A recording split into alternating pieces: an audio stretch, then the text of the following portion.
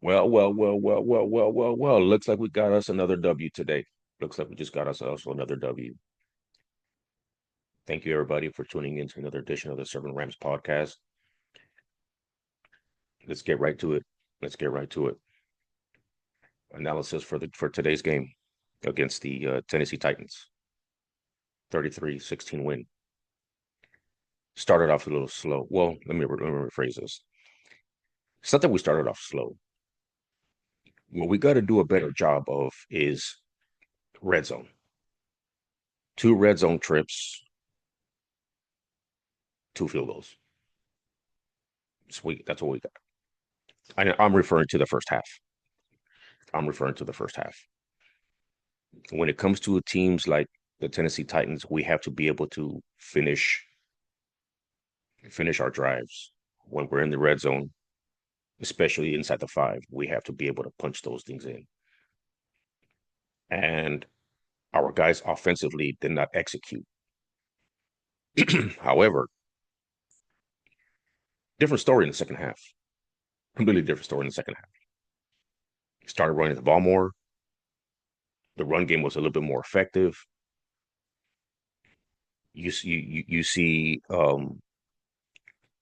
everybody getting involved from Puka, Devontae, Jordan Whittington, uh, and of course Tyler Higbee, Davis Allen. All in all, I would say it was. I would give today's performance probably a B plus, B plus, maybe B minus. Again, because it is the Tennessee Titans, and I'm not taking anything away from the Tennessee Titans. It's just that if you're going to be a Super Bowl contender, and again, I'm not nitpicking. It's only the second game of the year. Now, I'm only coming from the aspect of the fact that, when we got to play teams like the Detroit Lions or the Green Bay Packers or the Philadelphia Eagles, which we play next week, we can't afford to kick field goals when we're in the red zone. We have to be able to punch them in, especially if we're inside the 5. We have to be able to punch those things in. Understandably, I know that they try to get Devontae the football in the end zone in the first half, and just balls were thrown either above, either too high or too low or too far away from him, and all that's understandable, and some of those things were great defensive plays too by Tennessee as well. I'm not even gonna front on that. I think defensively, I think Tennessee in the first half played a great game. Uh, and I think our defense in the first half kind of looked a little sluggish at the beginning. Well, let me rephrase that. They looked a little sluggish in the second quarter. They just basically gave up like what 13 unanswered points, 10 unanswered points, just before halftime. And if you're going to be a championship caliber team, you can't do things like that. Um, Luckily, let me rephrase that. Not luckily, but we have a head coach. We have a great head coach, and I know for a fact. Again, I will never question what a decision that he makes. Uh, I will never. I don't want to say I don't want. I will never point the finger at him. Coaches make mistakes. People make mistakes, and that's just life. As humans, this is what we do. We make mistakes, and the great thing about our head coach is he mans up and he owns up to the mistakes that he makes, even though they're not his mistakes. He'll take the responsibility by putting the offense in a bad situation, in a bad spot, and you don't see a lot of coaches doing that, because a lot of coaches do like to deflect the blame to others on the roster or whatever, but uh, I thought overall, I knew that Sean would have this team ready and prepared for the second half. And sure enough, they did. Sure enough, they did. Because, geez, they answered what 20 unanswered. They had what 23 unanswered points in the second half. Uh, and it was a great showing. Devontae Adams finally getting his first touchdown as a Ram, going for over a buck. Puka Nakua doing Puka things. Like I said, Jordan Whittington just that kid's going to end up being a baller. Blake Corum. congratulations to Blake Corum finally getting his first NFL touchdown today as well. Again, today's game for me personally, like I said, it was a B plus. Um, and defensively, I like some of the things that we're doing defensively. I think our secondary needs to tighten up a little bit more. They're allowing too many guys to be wide open. And again, I get it. It's the second game of the season. I'm not nitpicking. Again, I'm just thinking through the aspect of, when we got to play teams, you know, again, like the Philadelphia Eagles that we're going to see next week, right? When we play against the Detroit Lions, the San Francisco 49ers, the Seahawks, Arizona Cardinals, Green Bay Packers, whoever it is that we're going to see, uh, we're going to have to sharpen up our knives. We're going to have to sharpen up our tools, and make sure that we're crossing our T's and we're dotting our I's, because we can't afford to have any miscues that could potentially cost us the game, especially if if you're the Rams, you don't want to play another road game in the playoffs, especially where it's cold, whether it's Philadelphia again. And I get it. Last season we all played Philadelphia in the snow. We outgained them. We outplayed them defensively. Again, the miscues is what cost us that game against Philadelphia. And again, you don't want to play Green Bay in Green Bay, especially in the wintertime, especially when it's cold. So you want to try to avoid those things and try to win as much games as possible, especially against some of these elite teams that we're going to see in the playoffs. And we have to be able to sustain drives. We have to be able to uh, put the ball in the end zone when we're in the red zone, and not keep having to kick field goals, or put the defense in a bad spot. But again, let me go back to the defense. The secondary needs to tighten up a little bit. And again, it's the second game of the year, and it's understandable, right? But you're playing against a rookie quarterback, and for me, the one thing that I've noticed too is is that Jared Verse hasn't really gotten off yet. He's starting off really slow. Is he putting pressure on the quarterback?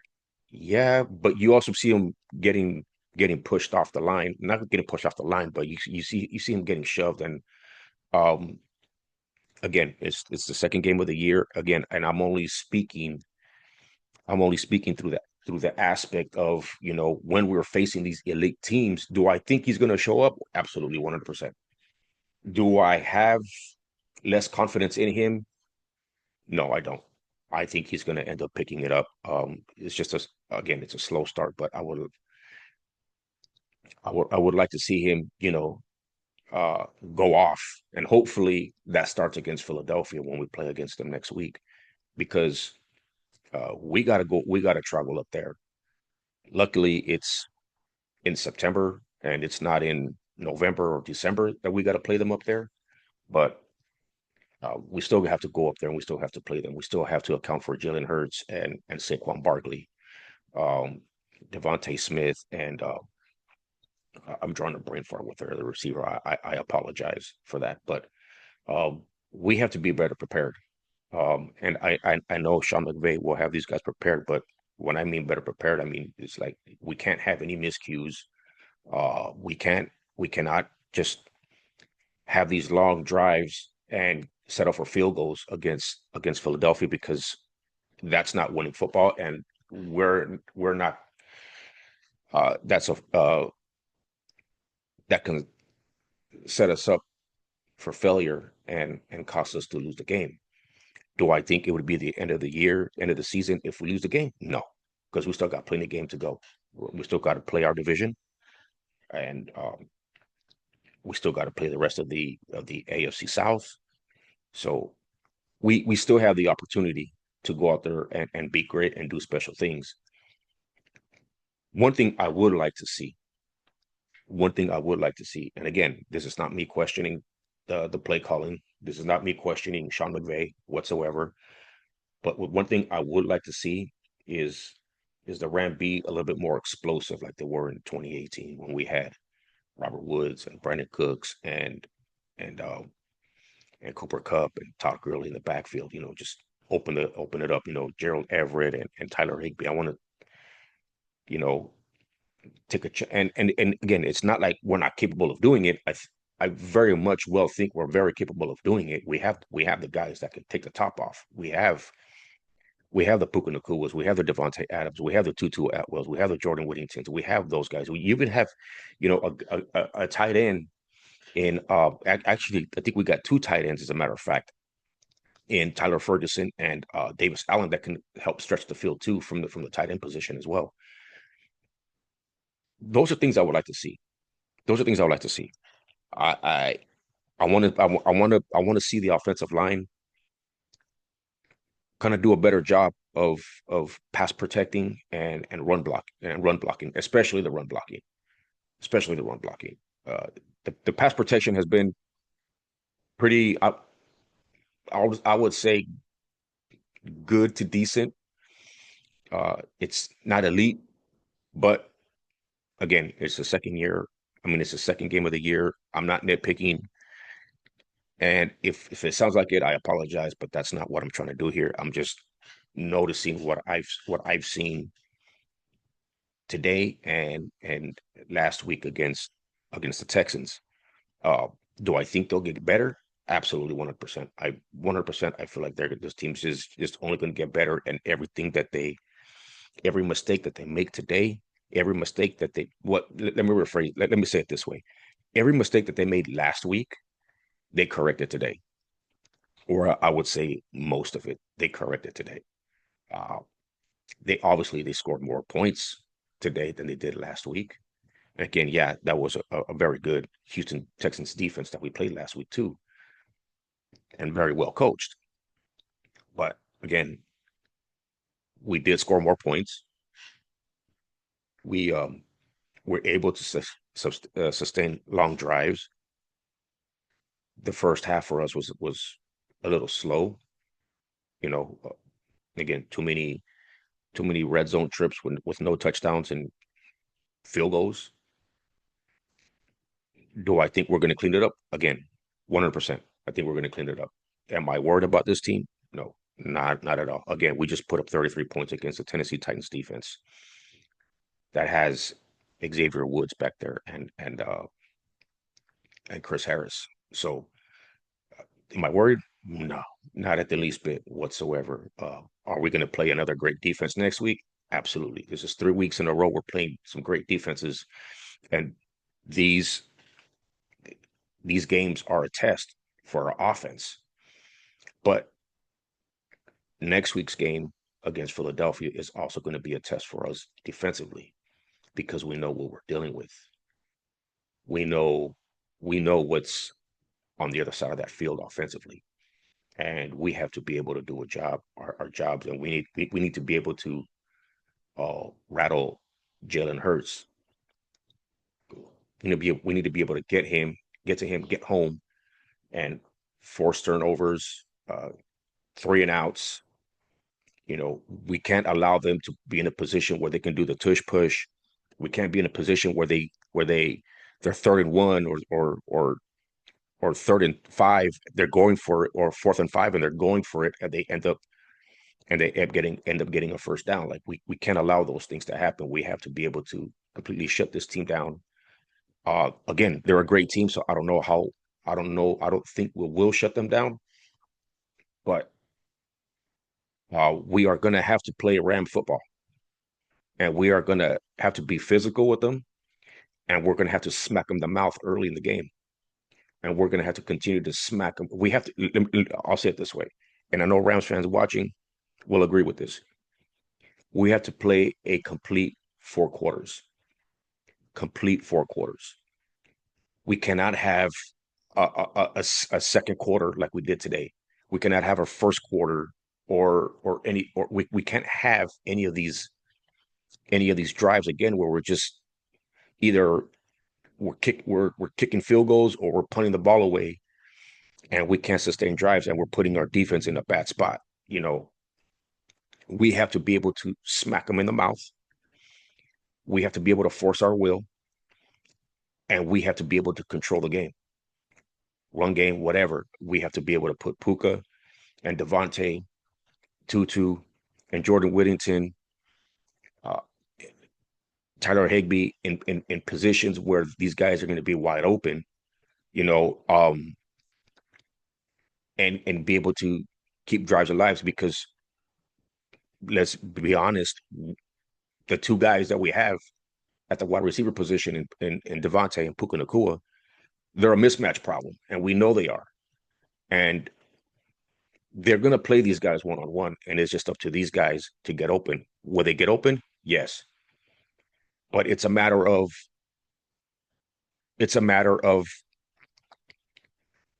Matthew Stafford having enough time in the pocket to get the ball out and not feel the constant pressure.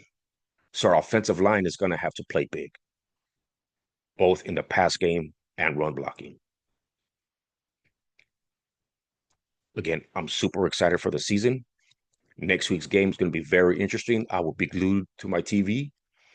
I will be glued to my sofa that you see right behind me. I'll be with my Rams gear on, ready to rock and roll, ready to see what this game is going to bring to us and the end result of this game. If we play like we're supposed to play, and we just so happen to lose, how will I feel? Well, I think it all depends. If you're giving calls in their favor, then yeah, I'm going to be upset. But if something just happens to bounce their way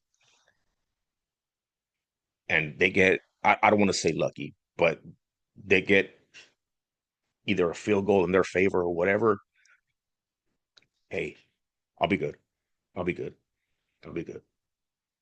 Because again, when we go back to last week in the last season in the playoffs, we're the only team. We're the only team in the playoffs to give them a game. We were the only team that had a chance to beat them.